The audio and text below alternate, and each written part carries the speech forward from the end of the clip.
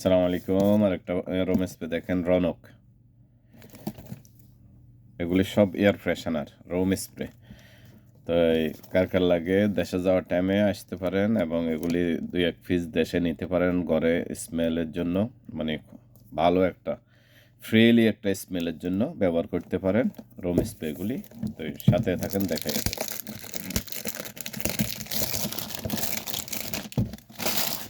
রনক। অনেক সুন্দর স্মেল এবং কোয়ালিটিপূর্ণ, এবং কোম্পানিটা হলো অরিজিনাল নাবিল কোম্পানির, অসাধারণ।